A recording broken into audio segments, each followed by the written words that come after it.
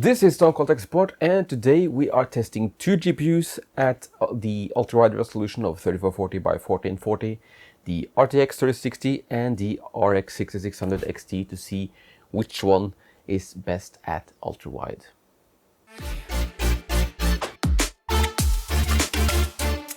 The test system was an AMD-based system with the ASRock B550M Pro 4 motherboard and a Ryzen R5 3600 CPU, along with 4x 8GB of 3600MHz CL18 memory and a 650W PSU.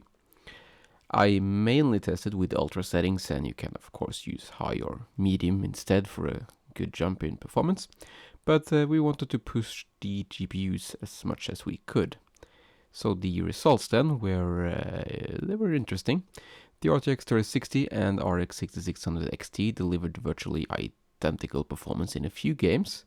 Forza Horizon 5 saw both cards push about 67 frames per second on average, with better frame times on the RTX 3060, but this is essentially a tie. In Outriders, both cards managed 51 frames per second average, so neither of them were able to hit 60 frames per second on ultra settings, but it was still fairly playable on a screen with variable refresh rate support.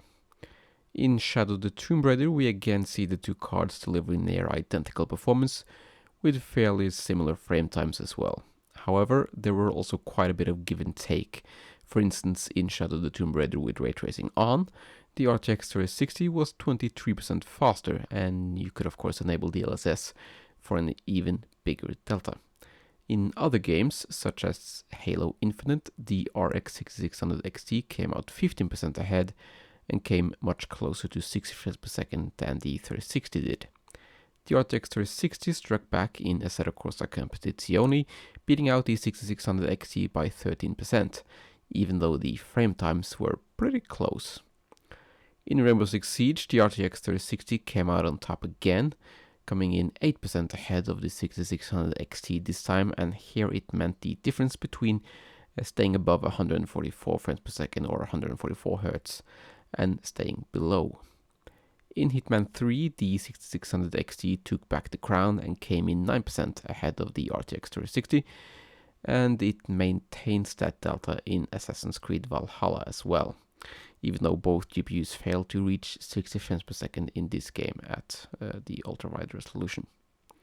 So a few wins for the 6600 XT and a few for the 3060, and a couple of ties that results in the average performance being pretty much identical. The 3060 came out 0.2 frames per second ahead on average, not counting the Shadow the Tomb Raider RT result, which to be honest doesn't really change the end result all that much.